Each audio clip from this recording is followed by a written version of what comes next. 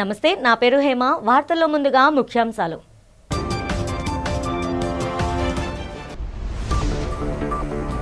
శాసనసభలో అమరావతి రాజధాని తీర్మానం ప్రవేశపెట్టిన ముఖ్యమంత్రి చంద్రబాబు. తీర్మానాన్ని ఆమోదించిన హర్షం వ్యక్తం చేసిన కూటమి ఎమ్మెల్యేలు, మంత్రులు.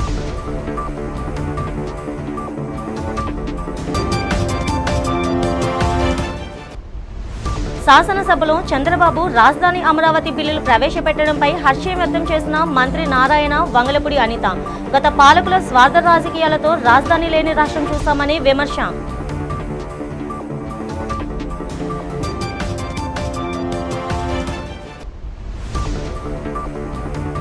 సుప్రియ అరెస్ట్ వ్యవహారంపై తీవ్ర స్థాయిలో మండిపడ్డ వైసీపీ నేత, మాజీ మంత్రి పేర్ని నాని. సుప్రియపై అక్రమ కేసు పెట్టి జైలుకు పంపించారని ఆరోపణ.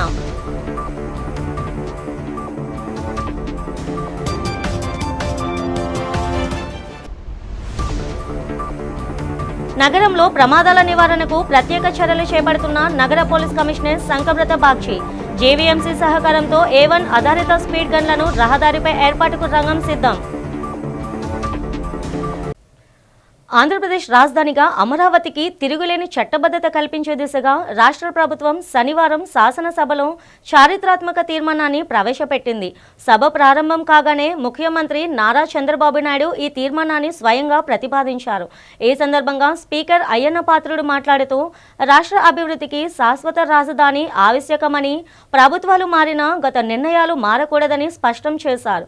రాజధాని నిర్మాణంపై సీఎం చంద్రబాబు గట్టి సంకల్పంతో ఉన్నారని ఆయన కొనియాడారు. అనంతరం ఈ తీర్మానంపై సభలో సుదీర్ఘ చర్చ కొనసాగింది. అసెంబ్లీ ఆమోదం పొందిన అనంతరం ఈ తీర్మానాన్ని కేంద్ర ప్రభుత్వానికి పంపనున్నారు. తద్వారా అమరావతికి రాజ్యాంగపరమైన రక్షణ మరియు పూర్తిస్థాయి చట్టబద్ధత చేకూరుతుందని ప్రభుత్వం భావిస్తుంది. ఈ తీర్మానం ప్రవేశపెట్టే ముందు నాకు చిన్న విన్నపం అండి. సభలో చర్చించే అంశాలపై సభాపతి స్థానంలో ఉన్నవారు సాధారణంగా తమ అభిప్రాయాలను వ్యక్తం చెయ్యరు. కానీ ఈనాటి సమావేశం ప్రాముఖ్యత దృష్ట్యా ఒక సగటు తెలుగువాడిగా నా ఆవేదన, అభిప్రాయాలు పంచుకోదలిచాను. 5.5 కోట్ల మంది ఆంధ్రులు ఆకాంక్షలను ఈ పవిత్రమైన సభ ఒక ప్రతిరూపం. ఈరోజు ఈ సభ మన రాష్ట్ర ప్రగతికి ఎదురయ్యే సవాళ్లను శాశ్వతంగా తొలగించే యజ్ఞం జరగబోతుందని నేను భావిస్తున్నాను. ఈ పవిత్ర యజ్ఞంలో భాగస్వాములయ్యే భాగ్యం మనందరికీ లభించింది. ఆంధ్రప్రదేశ్ రాష్ట్ర సమగ్ర అభివృద్ధి కోసం అమరావతిని రాష్ట్ర రాజధానిగా గుర్తిస్తూ స్పష్టమైన, స్థిరమైన నిర్ణయంతో ముందుకు సాగడం అత్యవసరమని అభిప్రాయపడుతున్నాం. దీనికి అవసరమైన అన్ని రక్షణాత్మక చర్యలు తీసుకోవాలని భావిస్తూ సంబంధిత చట్టాల్లో తగిన సవరణలు చేయడం ద్వారా రాజధానిపై స్పష్టతను, స్థిరత్వాన్ని కల్పించవచ్చని గుర్తిస్తూ ఆంధ్రప్రదేశ్ శాసనసభ క్రింది విధంగా తీర్మానిస్తోంది. Hereby resolved to request the Government of India to amend the Section 5 of the Andhra Pradesh Reorganization Act 2014 as under: A. To include the word at Amaravati to subsection 2 of Section 5. B. To add the words and Amaravati includes the capital city areas notified under Andhra Pradesh Capital Region Development Authority Act 2014 to the explanation to Section 5. ఈ తీర్మానాన్ని చర్చించి దీన్ని బలపరచవలసిందిగా, సంప్రదించవలసిందిగా అందరినీ కోరుకుంటూ సెలవు. AP శాసనసభలో అమరావతి రాజధాని ప్రతిపాదన బిల్లులపై చర్చ సందర్భంగా మంత్రులు కీలక వ్యాఖ్యలు చేశారు. గత పాలకుల స్వార్థ రాజకీయాల వల్లే రాష్ట్రం రాజధాని లేని స్థితికి చేరుకుందని మంత్రి నారాయణ మండిపడ్డారు. 2015లో ల్యాండ్ పూలింగ్ నోటిఫికేషన్ ఇచ్చిన కేవలం 2 నెలల్లోనే 29,000 మంది రైతులు 34,400 ఎకరాలను అప్పగించి అద్భుత సహకారం అందించారని గుర్తు చేశారు. విపక్షాల ఎన్ని దుష్టాచారాలు చేసినా రైతులు వెనుకడుగు వేయలేదని ఆయన ఆయన స్పష్టం చేశారు. అనంతరం హోంమంత్రి వంగలపూడి అనిత మాట్లాడుతూ విభజన వల్ల జరిగిన నష్టాన్ని పూడ్చగలిగే సత్తా కేవలం చంద్రబాబుకే ఉందని ప్రజలు నమ్మారని, అందుకే 2014లో తెదేపాకు పట్టం కట్టారని పేర్కొన్నారు. అన్ని ప్రాంతాల సమగ్ర అభివృద్ధి లక్ష్యంగా సీఎం పనిచేస్తున్నారని వివరించారు. రాజధాని నిర్మాణమే లక్ష్యంగా ప్రభుత్వం అడుగులు వేస్తుండటంతో సభలో హర్షాతిరేకాలు వ్యక్తమయ్యాయి. అధ్యక్ష, రాష్ట్రం ఎలా విడిపోయిందో అందరికీ తెలిసిందే. ఆ రోజు రాష్ట్రాన్ని విడగొట్టద్దని రాష్ట్ర ప్రజలందరూ నెత్తినూరు కొట్టుకుని విన్నవించిన గత పాలకులు వారి రాజకీయ లబ్ధి కోసం రాష్ట్రాన్ని రెండుగా విడగొట్టడం జరిగింది.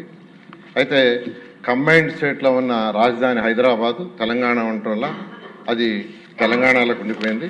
అయితే మన రాష్ట్రానికి రాజధాని అంటూ లేదు. అయితే రీఆర్గనైజేషన్ యాక్ట్ 2014లో 10 సంవత్సరాల వరకు హైదరాబాద్ని రాజధానిగా ఉంచుకోవచ్చని పెట్టడం జరిగింది. అయితే గౌరవనీయ ముఖ్యమంత్రి గారు ప్రజల దగ్గర నుండి పరిపాలన చేయాలనే ఉద్దేశంతో వెంటనే రాజధాని కట్టాలనే ఉద్దేశంతో ప్రతిపాదించి, ఇది ఒక చరిత్రలో నిలిచిపోయే రోజు అధ్యక్ష. చరిత్ర కలిగిన అమరావతికి తిరిగి పునశ్చరిత్రను సృష్టించడం అంటే ఇదేనేమో.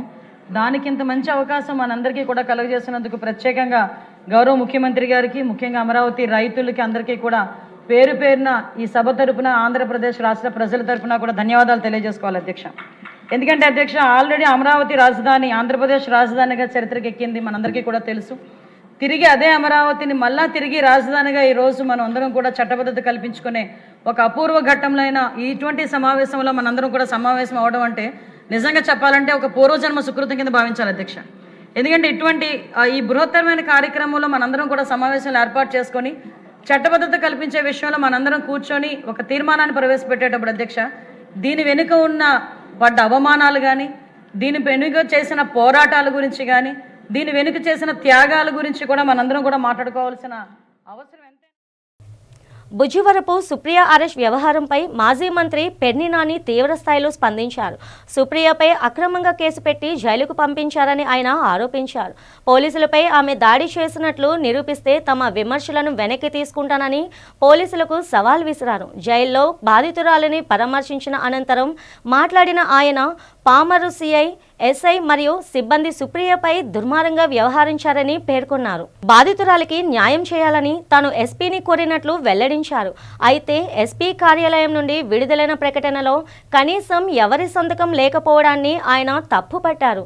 సుప్రియకు గాయాలు కాలేదని పోలీసులు చెబుతున్న మాటల్లో వాస్తవం లేదని, పోలీసులు అందరూ చెడ్డవారు కాకపోయినా కొందరు అధికారులు మాత్రం అత్యుత్సాహం ప్రదర్శిస్తున్నారని పెర్ని నాని విమర్శించారు. బాధితురాలికి న్యాయం జరిగే వరకు తమ పోరాటం ఆపబోమని స్పష్టం చేశారు.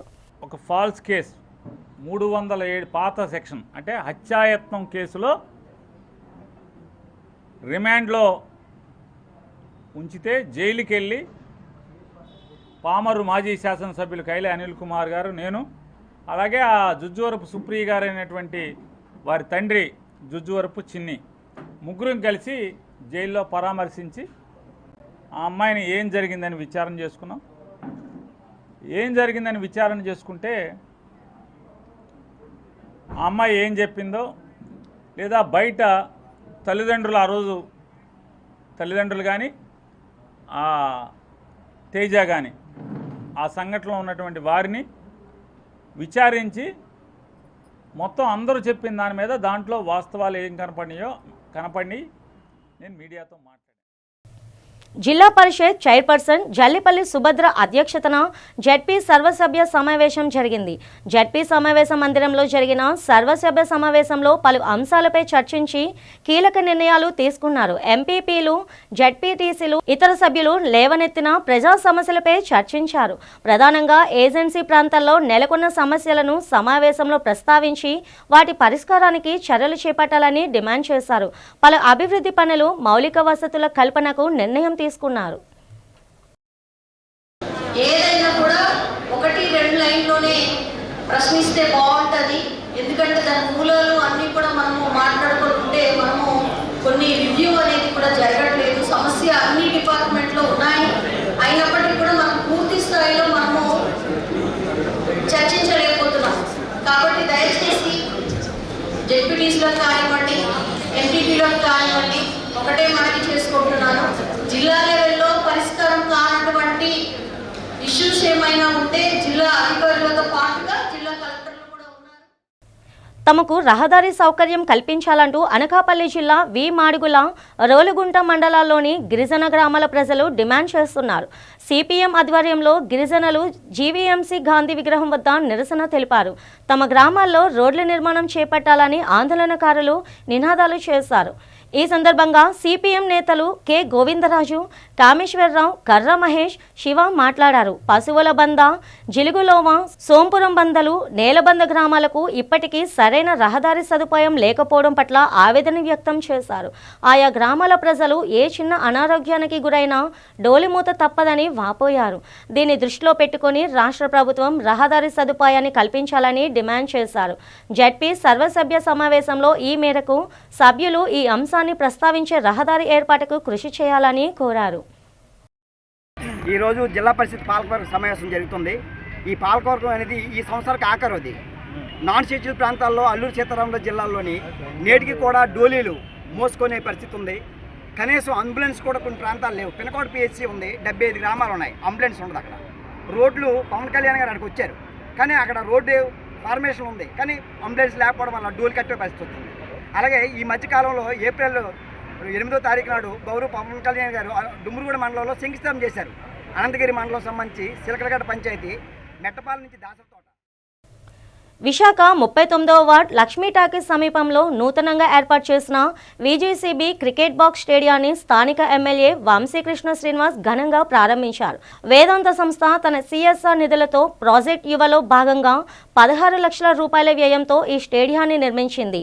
యువతలో ఫిట్నెస్ మరియు క్రీడలపై ఆసక్తిని పెంచడమే లక్ష్యంగా ఈ ప్రాజెక్టును చేపట్టినట్లు నిర్వాహకులు తెలిపారు. ఈ కార్యక్రమంలో ఎమ్మెల్యే స్వయంగా బ్యాట్ పట్టి స్థానిక యువతతో కలిసి క్రికెట్ ఆడి అందరినీ ఉత్సాహపరిచారు. మాజీ కార్పొరేటర్ మొహమ్మద్ సాదిక్, మాజీ ఎస్కేఎంఎల్ చైర్మన్ సింహాచలం, వేదాంత ప్రతినిధులు మరియు కూటమి నేతలు ఈ ప్రారంభోత్సవంలో పాల్గొన్నారు. మౌలిక సదుపాయాల కల్పన ద్వారా యువతకు క్రీడా వేదికలను అందించడం అభినందనీయమని ఎమ్మెల్యే ఈ సందర్భంగా కొనియాడారు. 39వ వార్డు లక్ష్మీనగర్ జంక్షన్లో వేదాంత యొక్క సహాయంతో ఒక అద్భుతమైనటువంటి క్రికెట్ టర్ఫ్ని ఇక్కడ నిర్మించడం జరిగింది.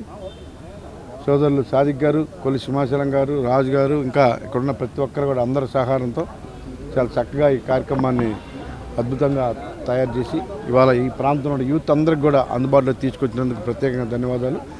వేదాంత గ్రూప్ సిఇఓ గారికి మరియు ఇక్కడ ఉన్నటువంటి లక్ష్మి గారికి, ఆ స్టాఫ్ అందరికి కూడా ప్రత్యేకంగా ధన్యవాదాలు. ఇంత మంచి ఈ ప్రాంతంలో ఇంత మంచి క్రికెట్ టర్ఫ్ని నిర్మించడానికి సహకరించారు. వాళ్ళ ఆధ్వర్యంలో వాళ్ళే నిర్మించారు కాబట్టి విశాఖపట్నం సౌత్ నియోజకవర్గంలో ఎన్నో కార్యక్రమాలు చేస్తూ ఉన్నారు వాళ్ళు. వేదాంత అడిగిన వెంటనే ఇలాంటి యూత్కి కానీ, లేకపోతే కళ్యాణ మండపాలు కానీ, లేకపోతే కమ్యూనిటీ హాల్స్ కానీ ఏమున్నా కూడా చేస్తున్నందుకు వాళ్ళకి ప్రత్యేకంగా ధన్యవాదాలు. రానున్న రోజులు ఇంకా యూత్ అందరికి కూడా ఈ ప్రాంతంలో ఇలాంటివి ఇంకా ఎక్కువగా క్రీడా ప్రాంగణాలు కానీ, జిమ్ సామాగ్రి అలాంటివన్నీ కూడా ఏర్పాటు చేస్తాం. విద్యార్థులకు ప్రాథమిక దశలోనే విలువలతో కూడిన విద్యను అందిస్తున్న వండర్ కిడ్స్ యాజమాన్యాన్ని అభినందించక తప్పదని ఎమ్మెల్యే వెలగపూడి రామకృష్ణబాబు తనయుడు, టీడీపీ యువనేత Velagapudi Rudrapratap, presidential school principal Sudharani కొనియాడారు. ఎంవీపీ కాలనీలో ఓ ఫంక్షన్ హాల్లో వండర్ కిడ్స్ స్కూల్ 10వ వార్షికోత్సవ వేడుకలు, గ్రాడ్యుయేషన్ డే, చిన్నారుల సాంస్కృతిక ప్రదర్శనల నడుమ అత్యంత వైభవంగా జరిగాయి. ఈ వేడుకకు ముఖ్య అతిథులుగా విచ్చేసిన రాణా ప్రతాప్, సుధారాణి మాట్లాడుతూ మారుతున్న కాలానికి అనుగుణంగా భారతీయ సంస్కృతి, నైతిక విలువలను విద్యార్థులకు బోధిస్తున్న వండర్ కిడ్స్ విద్యార్థుల భవితకు పెద్ద వరమన్నారు. ఈ విద్యార్థులు భవిష్యత్తులో ఉన్నత శిఖరాలను అధిరోహించడం ఖాయమన్నారు. ప్రముఖ న్యాయవాది జగన్నాథ సూర్యప్రభావతి మాట్లాడుతూ నేటి పోటీ ప్రపంచంలో విజ్ఞానంతో పాటు వ్యక్తిత్వ వికాసం కూడా అత్యవసరమని అభిప్రాయపడ్డారు. పాఠశాల ప్రిన్సిపల్ పలికిల రామలక్ష్మి మాట్లాడుతూ గడిచిన 10 ఏళ్లుగా నాణ్యమైన విద్యను అందిస్తూ ఎందరో విద్యార్థుల బంగారు భవిష్యత్తుకు వండర్ కిడ్స్ స్కూల్ పునాది వేసిందన్నారు. ఈ వేడుకలో చిన్నారులు చార్విక్, కుష్వంత్ ప్రదర్శించిన మొబైల్ ఫోన్స్ కిట్ అందరినీ ఆలోచింపచేసింది. అమ్మ యొక్క గొప్పతనం తెలియజేస్తూ విద్యార్థులతో కలిసి హేమ చేసిన నృత్యం అందరినీ ఆకట్టుకుంది. ఈ కార్యక్రమంలో స్కూల్ ఉపాధ్యాయుల తల్లిదండ్రులు పాల్గొన్నారు.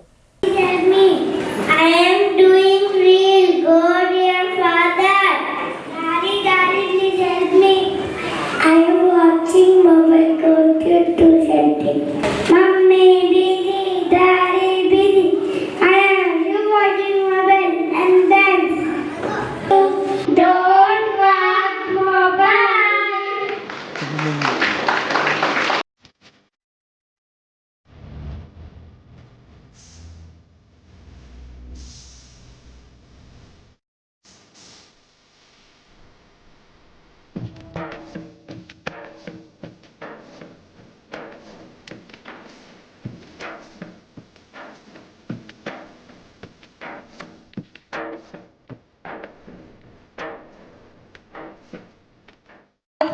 మన ఎంవిపి కాలనీలోని వండర్ కిడ్స్ స్కూల్ 10 ఇయర్స్ సక్సెస్ఫుల్గా కంప్లీట్ చేసుకుని 11th ఇయర్లోకి ఎంటర్ శుభ సందర్భంగా మరియు కిడ్స్ యొక్క గ్రాడ్యుయేషన్ డే కూడా ఈ రోజే అవటం వల్ల వాళ్ళ యొక్క కార్యక్రమానికి హాజరవడం చాలా ఆనందంగా ఉంది. ఇక్కడ పాల్గొన్న తల్లిదండ్రులకి, టీచింగ్ స్టాఫ్కి, వండర్ కిడ్స్ యాజమాన్యానికి అభినందనలు తెలియజేస్తూ సెలవు తీసుకున్నాను. Thank you. విద్య అనేది ఎప్పుడూ విలువలతో కూడి ఉండాలి. సో అలాంటి విలువలతో పాటు విద్య ఇచ్చే స్కూల్స్ ఈ రోజుల్లో చాలా తక్కువ ఉన్నాయి మనకి. అందులో మనకి వండర్ కిడ్స్ స్కూల్ అన్ని విలువలతో పాటు చిన్నప్పటి నుంచే మనం మంచి చెడు నేర్చుకుని ఇప్పటికీ ఒక 20 years బ్యాక్ ఉన్న స్కూల్స్ స్టైల్ మళ్ళీ ఇప్పుడు తీసుకొచ్చారు. ప్రతిదీ ప్రాక్టికల్ నాలెడ్జ్, బుక్ని పట్టుకొని బుక్సే చదువుకొని ఇలా కాదు, చేసేది ప్రతిదీ ప్రాక్టికల్గా ఎవ్రీ వీక్ వాళ్ళు సెలబ్రేట్ చేసుకుంటారు.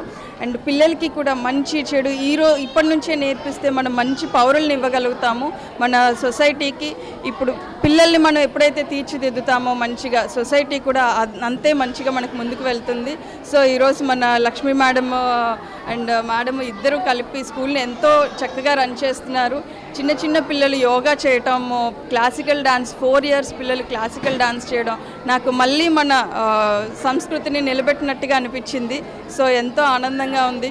ఇలాంటి స్కూల్స్ ఇంకా చాలా చాలా రావాలని, మేడం వాళ్ళు ఇంకా పెద్ద పెద్ద స్కూల్స్ పెట్టాలి, 10th class వరకు కూడా రన్ చేసే అంత కెపాసిటీ వాళ్ళకు ఉంది.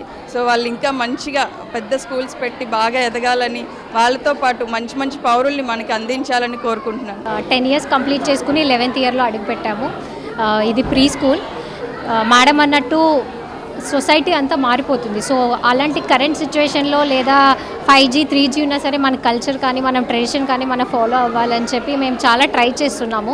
Basic is very important. ఆ ఫౌండేషన్ అనేది చాలా స్ట్రాంగ్గా ఇవ్వాలని చెప్పి మా aim. So thank you so much.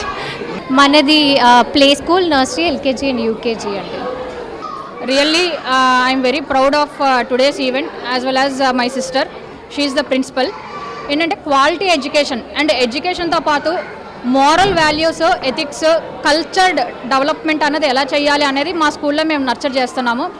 And parenting, as if Sudha madam said, parenting అన్నది మీరు చెయ్యాలి. ఈ రోజుల్లో ఏంటంటే రేస్లో పరిగెట్టిస్తున్నారు పిల్లల్ని, అట్లా చేయకూడదు.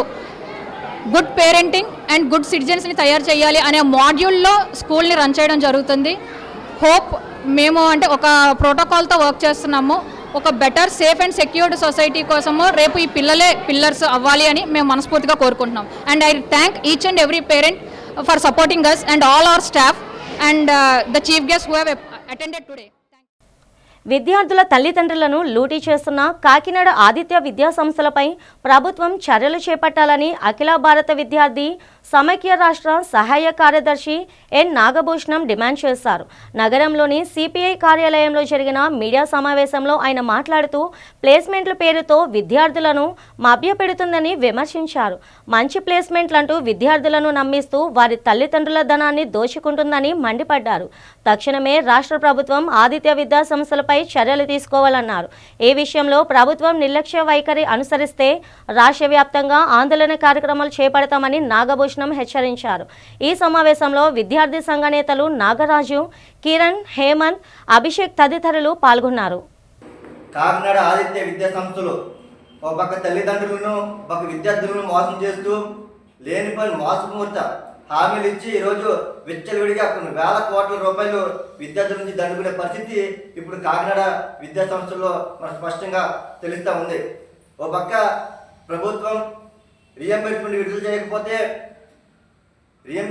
చేయకపోయినప్పటికీ పిల్లల దగ్గర సర్టిఫికేట్లు ఆపినా బలవంతంగా ఫీజులు వసూలు చేసిన సరే కఠినమైన చర్యలు తీసుకుంటూ చెప్పేసి ఒక పక్క విద్యాశాఖ మంత్రి అలాగే విద్యాశాఖ అధికారులు చెప్తున్నప్పుడు కూడా వీళ్ళు నిమ్మకి నీరెత్తినట్టు కనీసం విద్యా వ్యవస్థ ఒక నిబంధనలు పట్టించుకోకుండా. హ్యూమన్ రైట్స్ కౌన్సిల్ విశాఖ శాఖ ఆరోగ్య హక్కు అనే అంశంపై సదస్సును నిర్వహించింది. పౌర గ్రంథాలయంలో జరిగిన ఈ సదస్సులో పలువురు ప్రముఖులు పాల్గొన్నారు. కేజీహెచ్ ఆసుపత్రి సూపరింటెండెంట్ డాక్టర్ ఐవాణి, దామోదరం, సంజీవయ్య, జాతీయ న్యాయ విశ్వవిద్యాలయం మాజీ ఉపకులపతి ఆచార్య సత్యనారాయణ, హ్యూమన్ రైట్స్ కౌన్సిల్ రాష్ట్ర అధ్యక్షులు జగన్మోహన్ రావు, మంత్రి శ్యామ్ ప్రసాద్ తదితరులు పాల్గొన్నారు. ఈ సందర్భంగా వారు మాట్లాడుతూ ప్రతి ఒక్కరికి ఆరోగ్య హక్కు ఉందన్నారు. ప్రజల ఆరోగ్యాన్ని సంరక్షించాల్సిన బాధ్యత ప్రభుత్వాలదేనని అన్నారు. దీనిలో భాగంగా ప్రజలకు విస్తృతంగా వైద్య సేవలను ఉచితంగానే అందించాల్సి ఉంటుందని, ప్రజలు కూడా తమ ఆరోగ్య సంరక్షణకై ప్రభుత్వాలు మెరుగైన చర్యలు తీసుకునే విధంగా ఒత్తిడి తీసుకురావాలని సూచించారు. ఆరోగ్య హక్కుపై ప్రజల్లో అవగాహన కల్పించేందుకు ఈ కార్యక్రమాన్ని నిర్వహించినట్లు తెలిపారు. హ్యూమన్ రైట్ కౌన్సిల్ 27వ జనరల్ బాడీ సమావేశాన్ని ఈరోజు నిర్వహిస్తూ ఈరోజు ప్రపంచవ్యాప్తంగా యుద్ధాలు, దీనివల్ల రాబోయే పరిణామాలు వీటన్నింటినీ కూడా దృష్టిలో పెట్టుకొని ఆరోగ్యం గురించి ప్రతి వ్యక్తి తీసుకోవాల్సిన సలహాలు, సూచనలు ఇవన్నీ కూడా ముఖ్యమని చెప్పి ఇది చేస్తూ రైట్ టు హెల్త్ మీద అవేర్నెస్ ప్రోగ్రామ్ ఒకటి చేశాము.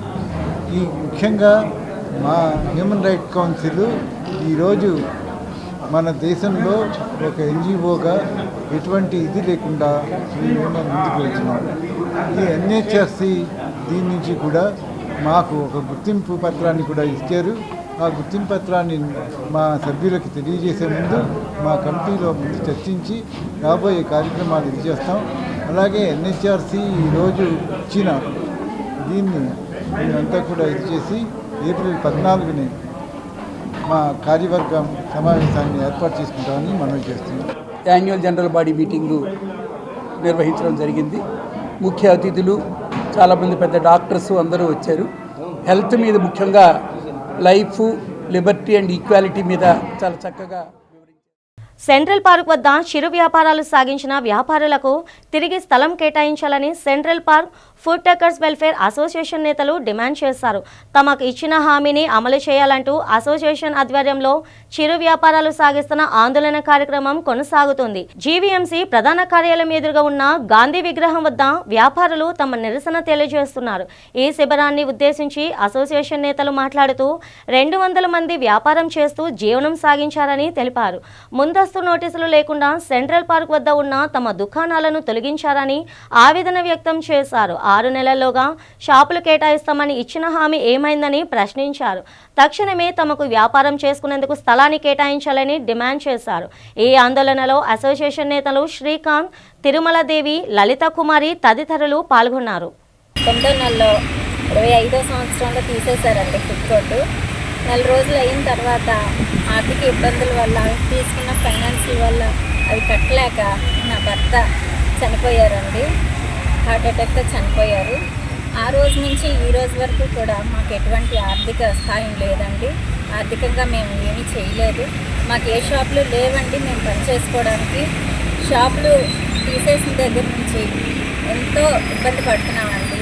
మా పిల్లలకి ఫీజులు కట్టలేక వాళ్ళు కూడా వాళ్ళ ఇంట్లో కూర్చున్నారండి.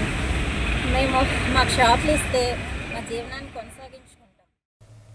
విశాఖ ఉక్కు కర్మాగారం పరిరక్షణకై విశాఖ జిల్లా కార్మిక ప్రజా సంఘాల జేఏసీ నిర్వహిస్తున్న దీక్షలు 5 సంవత్సరాలు పూర్తవుతున్న సందర్భంగా పలు ఆందోళన కార్యక్రమాలను చేపట్టనున్నది. నగరంలో జరిగిన మీడియా సమావేశంలో జేఏసీ నేతలు జగ్గు నాయుడు, నాగభూషణం మాట్లాడారు. మోడీ సర్కార్ విశాఖ స్టీల్ ప్లాంట్ను ప్రైవేటీకరణ చేసే ప్రతిపాదనను విరమించుకోవాలని డిమాండ్ చేశారు. బడా కార్పొరేట్ కంపెనీలకు కేంద్ర ప్రభుత్వం తొత్తుగా పనిచేస్తుందని మండిపడ్డారు. విశాఖ ఉక్కు పరిశ్రమ పరిరక్షణకే చేపట్టిన ఆందోళన వచ్చే నెల 2 నాటికి 5 ఏళ్లు పూర్తవుతుందని జగ్గు నాయుడు, నాగభూషణం తెలిపారు. ఈ సందర్భంగా ఏప్రిల్ 2న అనేక కార్యక్రమాలను జేఏసీ తరపున నిర్వహిస్తామని చెప్పారు. ఈ మీడియా సమావేశంలో జేఏసీ నాయకులు, ప్రజా, మహిళా, కార్మిక సంఘాల నేతలు పాల్గొన్నారు. విశాఖ ఉక్కు రక్షణ కోసం జిల్లాలో ఉన్నటువంటి అన్ని కార్మిక ప్రజా సంఘాలు కలిపి జీవీఎంసీ గాంధీ విగ్రహం వద్ద నిరాహార దీక్ష శిబిరం ఏర్పాటు చేసి రేపు ఏప్రిల్ 2వ తేదీ నాటికి 5 సంవత్సరాలు పూర్తవుతా ఉంది. ఈ 5 సంవత్సరాల కార్మిక ప్రజా సంఘాల సుదీర్ఘ పోరాట ఫలితంగా 1 సంవత్సరంలో వైజాగ్ స్టీల్ ప్లాంట్ని అమ్మేయాలి, ప్రైవేటీకరించాలని చెప్పినటువంటి కుట్రతో ఉన్న మోడీ ప్రభుత్వం మెల్ల ఉంచి 5 ఏళ్ళు అవుతున్నా కానీ 1% అంటే 1% కూడా వాటాలు అమ్మకుండా ఈ పోరాటం ఆపింది, నిలువరించింది. ఇది ప్రజా విజయం, కార్మిక ప్రజా సంఘాల విజయం. ఈ విజయాన్ని మరింత ముందుకు తీసుకెళ్లాలని చెప్పని జేఏసీ భావిస్తూ ఉంది.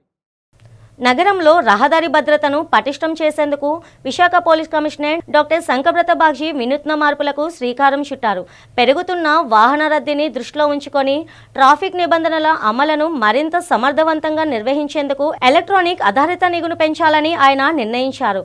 జీవీఎంసీ కమిషనర్ కేతన్నార్ సహకారంతో సుమారు 18 లక్షల విలువైన 2 అత్యాధునిక స్పీడ్ లేజర్ గన్లను సిఎస్ఆర్ కింద సేకరించి ట్రాఫిక్ పోలీసులకు అందజేశారు. త్వరలోనే సౌత్ ఏషియన్ ఎల్పీజీ సంస్థ ద్వారా మరో 18 లక్షల విలువైన 3వ లేజర్ గన్ కూడా అందుబాటులోకి రానున్నాయి.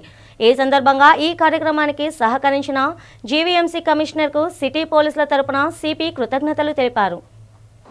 ఇంతకుముందు మేము ఒక ఫంక్షన్ పెట్టాము.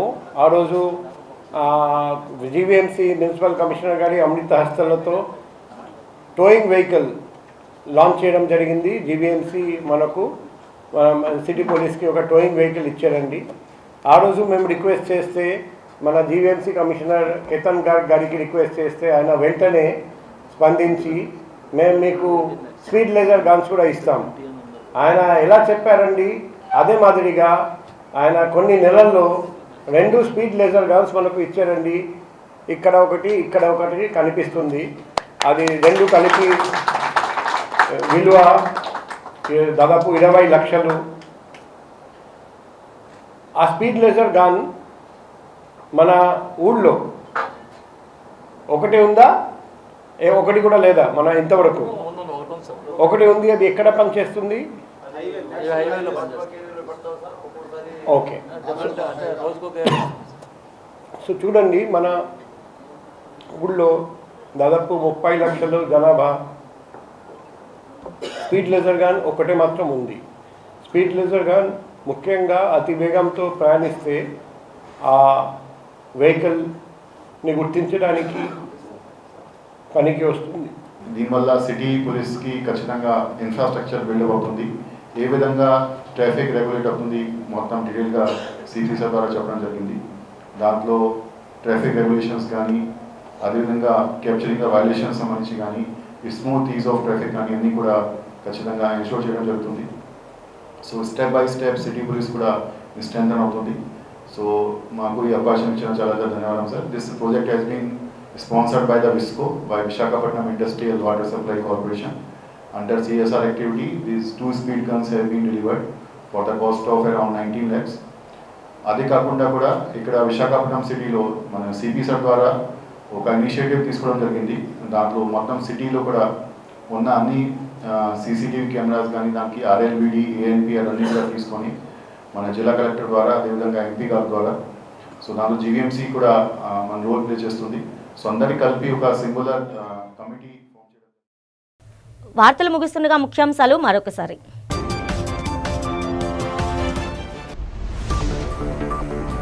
శాసనసభలో అమరావతి రాజధాని తీర్మానం ప్రవేశపెట్టిన ముఖ్యమంత్రి చంద్రబాబు.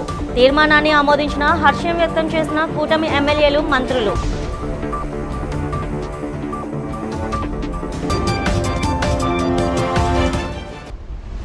శాసనసభలో చంద్రబాబు రాజధాని అమరావతి బిల్లులు ప్రవేశపెట్టడంపై హర్షం వ్యక్తం చేసిన మంత్రి నారాయణ, వంగలపూడి అనిత. గత పాలకుల స్వార్థ రాజకీయాలతో రాజధాని లేని రాష్ట్రం చూస్తామని విమర్శ.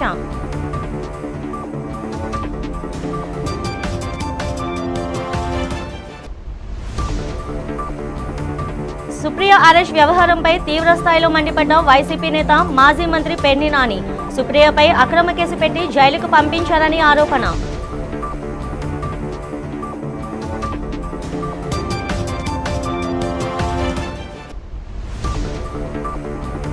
నగరంలో ప్రమాదాల నివారణకు ప్రత్యేక చర్యలు చేపడుతున్న నగర పోలీస్ కమిషనర్ శంకబ్రత బాగ్జీ.